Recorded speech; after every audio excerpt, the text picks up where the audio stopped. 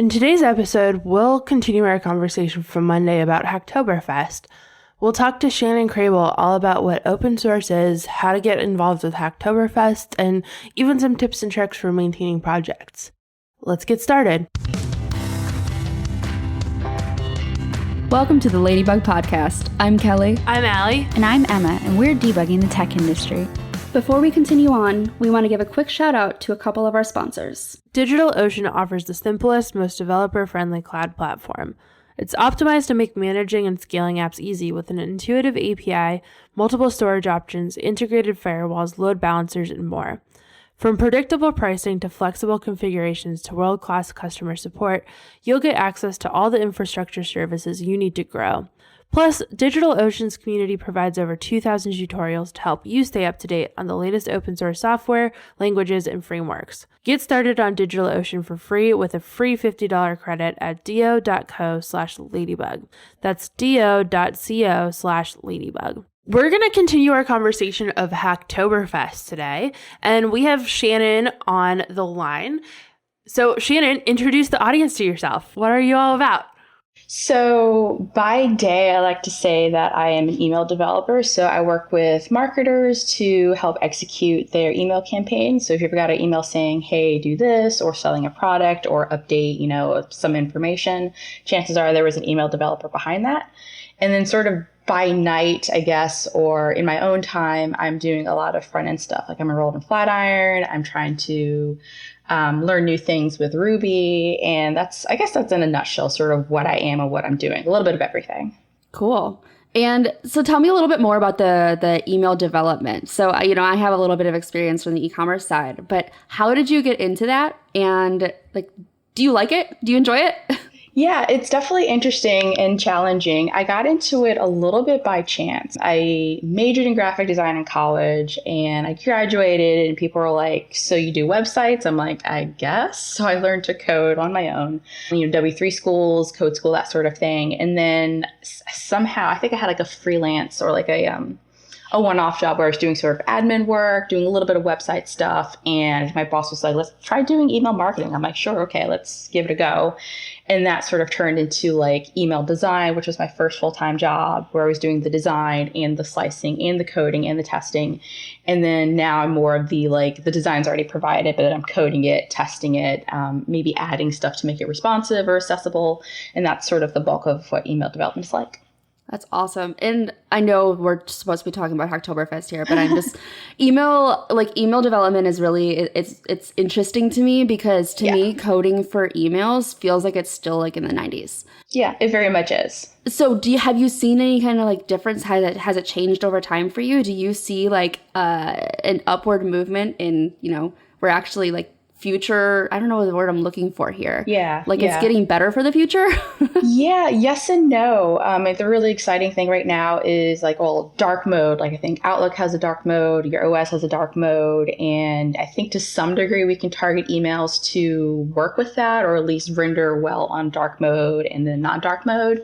So that's really cool. At least where I've worked, that sort of the issue with email is that you have the people with their iPhones that are checking their email, which supports a lot of the cooler things. And then you have the sort of I work in a corporate office. We have, Outlook 2007 for my email, which maybe doesn't render some of the more interesting things like animated GIFs, for example, don't render in some versions of Outlook. So it's sort of this you have to think of both extremes. So I think things are getting better in some ways, but you have to think about the lowest common denominator too. At least that's the way I look at it. Wow, that's wild. I can't even imagine. Every time I've tried to write email HTML, I'm like, oh my God, this is so wild to me. Yeah, think of all the cool things with code and the web and just throw it all out. I know. The first time I tried to write HTML for an email, I was like, oh, I could just use CSS Grid, right? No. Okay, so let's transition back to talking about Hacktoberfest because I'm really excited to hear your takes on that. So first, what is open source is our first question for you. So open source, the way I like to look at it is open source is code that is made freely available to the public that you can contribute to or add to or modify usually without having to buy a license necessarily. Cool. And how did you get involved in Hacktoberfest? So I first got involved in Hacktoberfest, I think in 2017. I remember being like mid-October, and I think I happened to see an ad for Hacktoberfest, and I checked it out. And I'm like, oh, this seems pretty cool. Open source was something I'd been wanting to get into. I'd wanted to do a little bit more with Git and GitHub, but didn't really know how to jump in. And then I found out about Hacktoberfest, where it's like contribute to 5 public repos, you get stickers and a t-shirt. I'm like, okay, this is my moment to give it a try. So that's how I got started with Hacktoberfest. I did run into struggles with finding projects to sort of contribute to. So I ended up making my own, opening that up a little bit. And that's how like I first got started into Hacktoberfest, sort of everything at once. Wow. Oh, whoa, that's awesome. So your first Hacktoberfest, you started maintaining a project? That's wild. Yeah, it was, like I said, I did struggle to try to find things to contribute to. I felt like even though I wouldn't consider myself like a code beginner, I found out a lot of things that seemed like they were either very high level, like, oh, I don't know that coding language or that framework, or maybe the easier issues were either taken, already done, or maybe it's not clear if the project was being actively like maintained. So realizing there wasn't a lot of stuff out there and that other people probably felt similar ways, I just took like this, I was experimenting with JavaScript and like loops and like math. So I put my project on GitHub. I'm like, hey, people on Twitter, if you want to contribute, I have this thing. And it kind of blew up a little bit from there.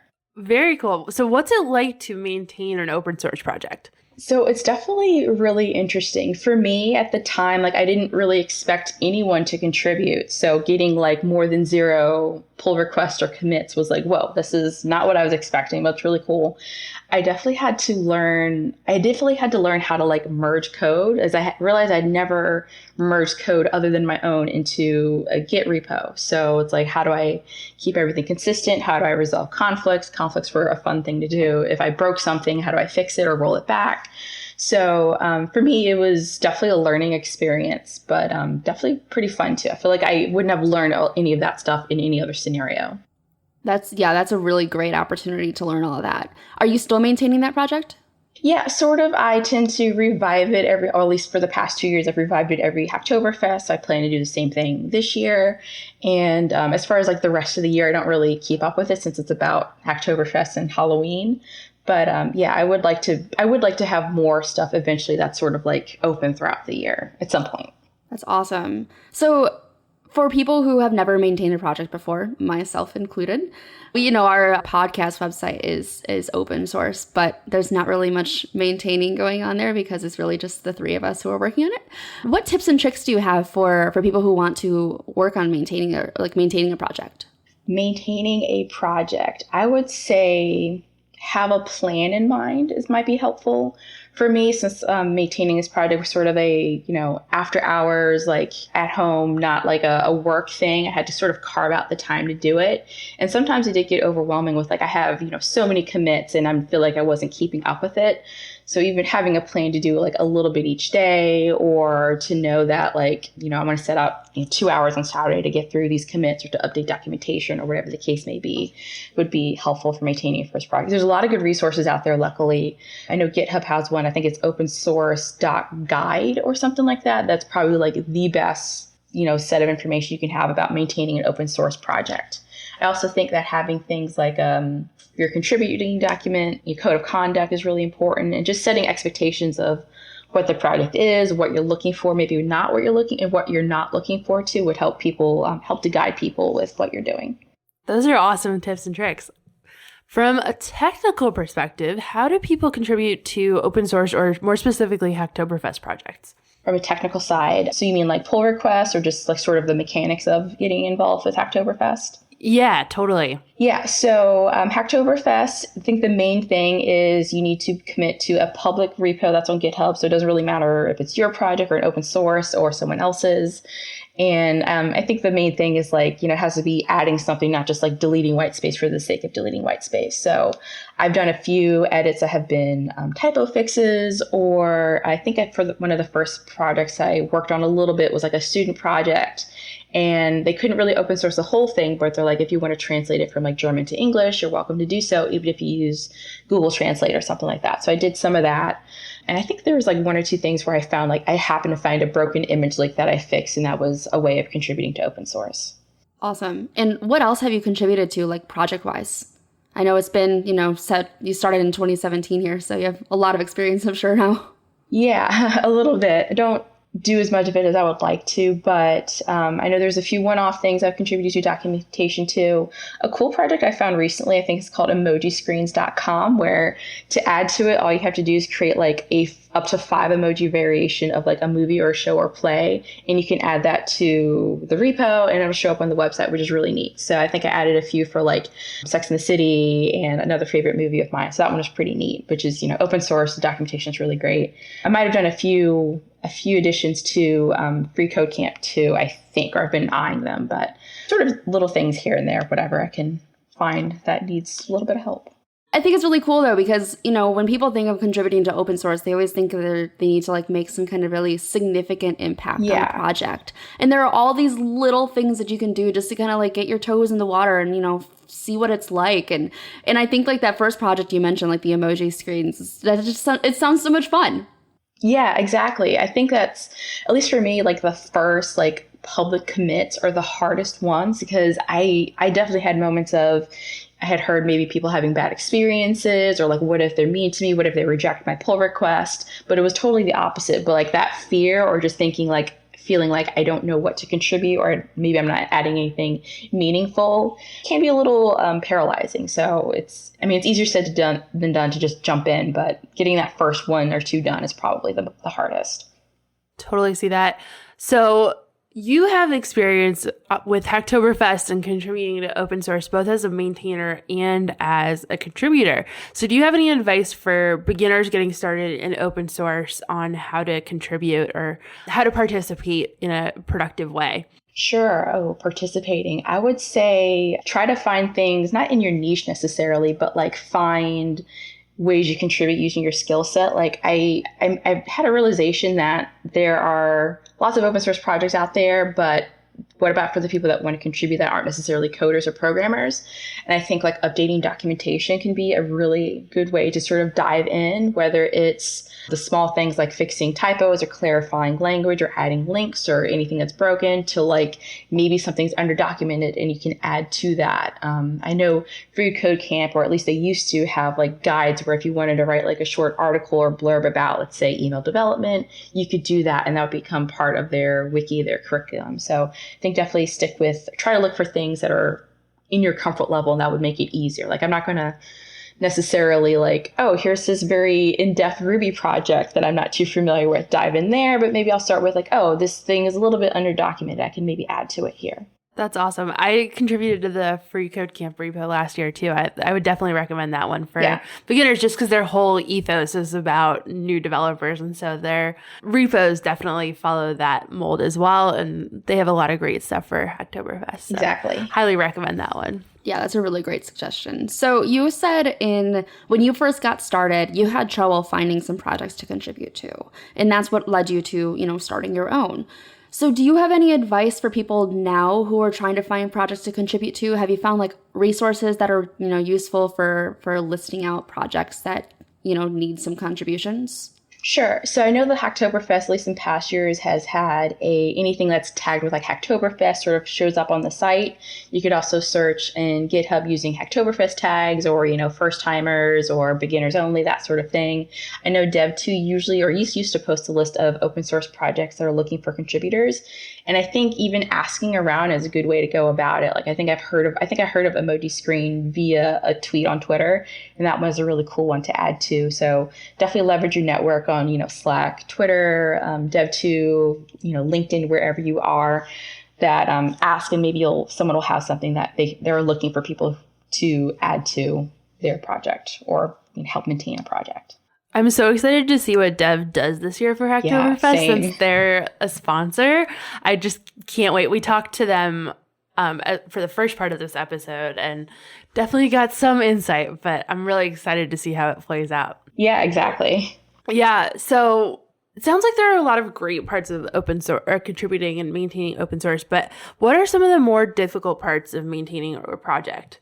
Oh, that's a good one. I think for me, it was definitely time. Having for me, like I said, for me, maintaining this project was, after work, after the dogs have been out, after dinner type thing. So I felt like I was very limited on the time that I could contribute, even though I wanted to spend time towards it. So finding a balance of like, maybe I should sleep or maybe I should do a few more pull requests. That was a barrier for me. And I think also to some level, like knowing where to start, I put my project out there sort of like, if anyone contributes, cool. I wasn't really expecting anything. And then to realize like this is getting overwhelming in sort of a good way, like a good problem to have. People were adding to it, but I did see, duplicate requests, for example, and how can I fix that? Like, what do I do with documentation? If I run into a bug, what do I do? So I think time and just like the basic of how do I manage something that has more than one person involved was a barrier for me, at least. So we just talked about the hard parts. What are the best parts? Let's talk positive here now. Yeah. The best part about maintaining an open source project or just open source in general? I mean, let's go maintaining an open source project. Okay, so maintaining, I would say, is seeing the really cool things, at least with my project, that people decided to add. My project, just to put it out there, was just a countdown timer to Halloween. And if people wanted to add something to it, they were pretty much welcome to do whatever they wanted to. So it got a little bit insane and I loved it. And seeing what people added, like things that I didn't even suggest, were really cool. In the first year, someone added these like bats that would like auto-generate and sort of fly across the page, which was really cool. Wouldn't have thought about it. And I thought it was really neat. So seeing what people would add, what people would come up with was fun. In general, with open source and sort of talking about this project, is hearing people think like, oh, I never thought to do that. You've inspired me to try something or to put a project out there, or this is what I'm thinking of doing. I think I'll go ahead and do that now. And for me, that's the really rewarding part of open source or just this project, or just, talking to people to say like, hey, you don't have to be like, 10x developer to have an open source project. You can just be anyone and have an idea and go with it.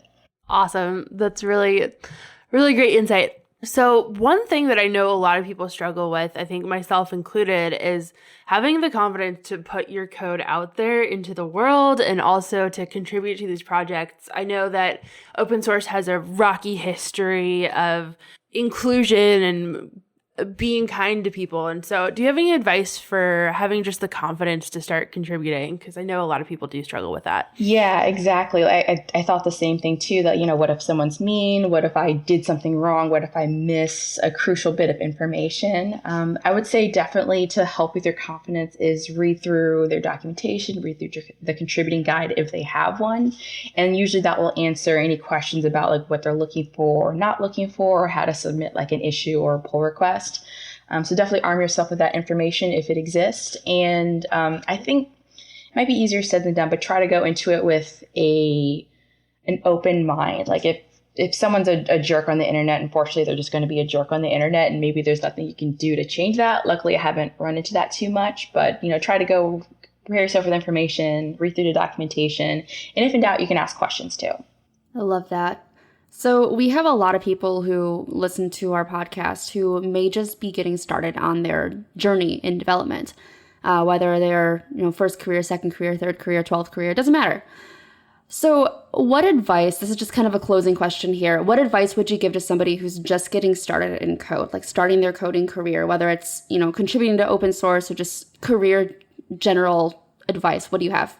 So, like, if I had to do it over again myself, I would say to, in a weird way, like, just do more things, just put things out there. Like, if it, I think with me, the first time I did Hacktoberfest, I didn't really think too much about, like, oh, what if my code is wrong? What if this is not the best? What if someone doesn't like it? I'll just put it up there. Whatever happens, happens.